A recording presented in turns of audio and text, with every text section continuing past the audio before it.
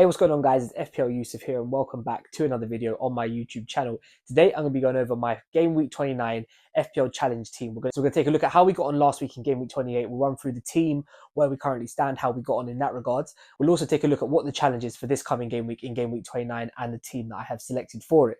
So I hope you guys do enjoy this video. If you do, please don't forget to drop a thumbs up and subscribe down below. But without further ado, let's just jump straight into it.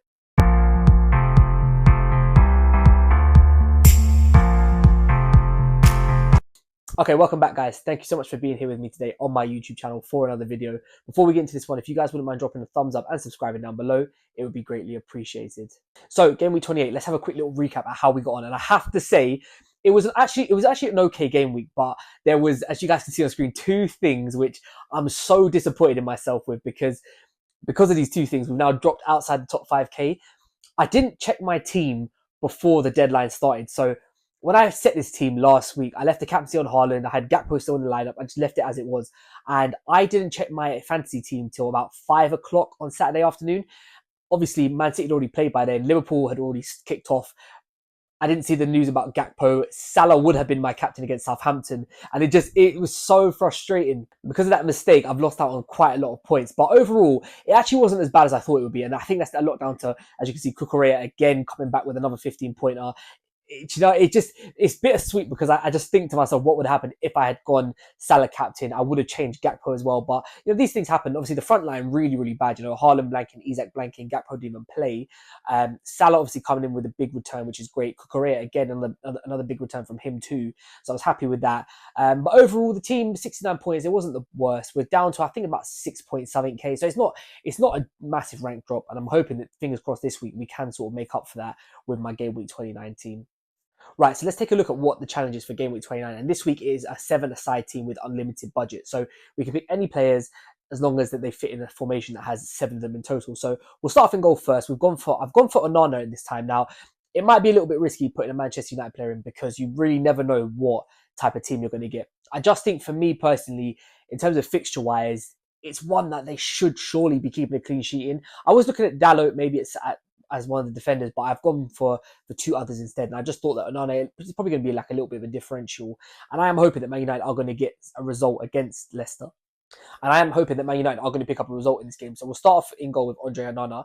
Then we'll come on to the two defenders. I've gone for a 2-2-2 formation, so it's quite balanced. And we'll start off with Ole Einar. I think any one of the Nottingham Forest defenders you could go with. Obviously, it's unlimited budget, so you're definitely not going to spend it all because, like Salah's not playing, Isak's not playing, Trent's not playing. So a lot of the big expensive players aren't even going to be available for selection. So realistically speaking, I've just gone for the most expensive one. I think Aina's probably got the most chance for bonus points. Maybe an odd little attack and return there, but yeah, he's coming in for me. I have got Gabriel in my team at the current time of recording this video. Now, I'm not too sure whether I'm going to stick with him or not. Obviously, Chelsea, it's not the best game in the world. Obviously, Arsenal will be playing at home, which obviously does boost their chances. I just didn't know whether this was the game week to double up on a defence. So I could have gone and got another Nottingham Forest defender in, could have got a Man United defender in, but I just wanted something a little bit differential. Obviously, Gabriel does have the outside chance of getting from a set piece as well, but I think I'm just going to take a gamble on Arsenal this week as the fact that they are playing at home. And Chelsea haven't really looked that amazing to me going forward, at least anyway. So onto the midfield, we'll carry on with the theme of Manchester United, and that is Bruno Fernandes. Now, he, for me, with the fixture that they've got, he actually does perform quite well against the lower teams. I think it was a 17-pointer against Ipswich last time they played.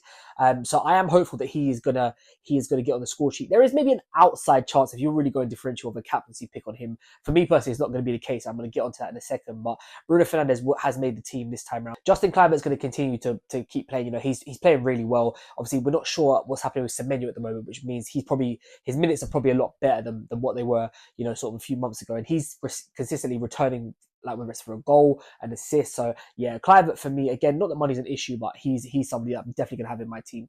And then moving on to the forwards, this is probably where the captaincy debate is going to be. It's between Chris Wood and Erling Haaland.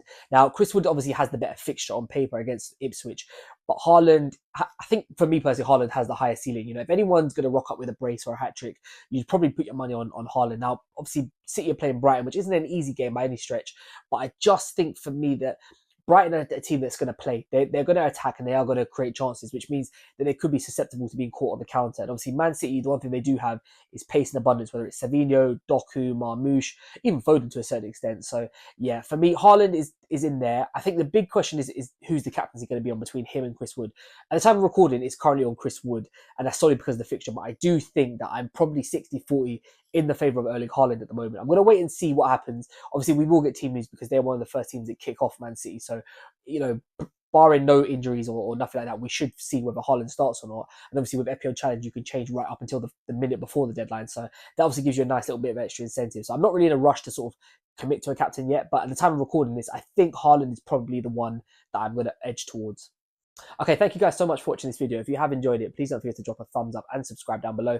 I will be back tomorrow with a free hit draft. I spoke about it yesterday. I am going to sort of try and get one up for you guys because I know a lot of you are going to be free hitting. So I will be coming with that tomorrow. And then Friday, obviously, will be our final team selection ahead of game week 29. But thank you once again for so much for watching this video. If you have enjoyed it, don't forget to drop a thumbs up and subscribe down below.